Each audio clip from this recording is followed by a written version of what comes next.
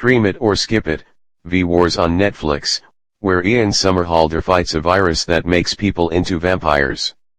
When Netflix refused to release episodes of V-Wars to critics for review, red flags went up. The last time they did that with an American scripted series, it turned out to be the awful series The Island. So what could we expect from V-Wars, a series based on Jonathan Mayberry's book series? Read on to find out. The gist: Dr. Luther Swan, Ian Somerhalder, is lecturing climate scientists about how he believes the most pressing threat to humans is ancient pathogens that are being released by melting polar ice caps. Those pathogens, he contends, could make Ebola look like a chicken pox party, and our bodies aren't adapted to have any immunity to them.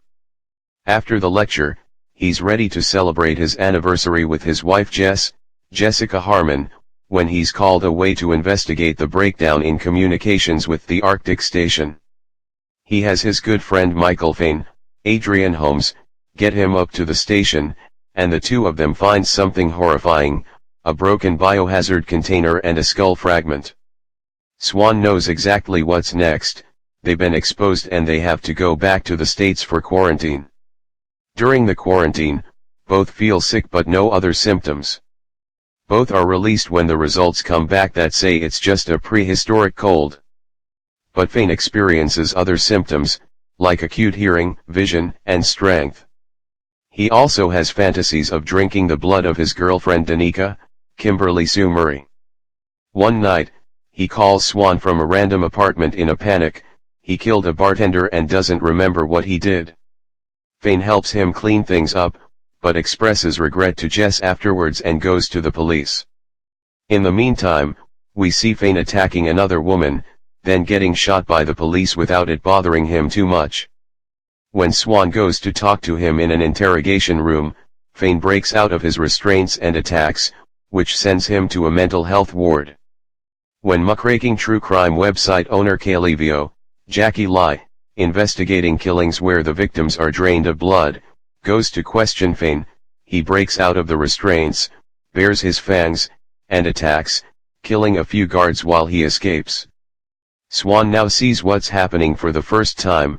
It's a virus that turns people vampirific, and it's spreading. Despite having obstruction charges on him, he begs the detective holding him to let him go for a few hours to make sure Jesse and his son Des, Kyle Breitkopf, are safe. Des calls and says someone's following him. When Swan gets home, a vampire attacks his son, and Swan manages to kill it.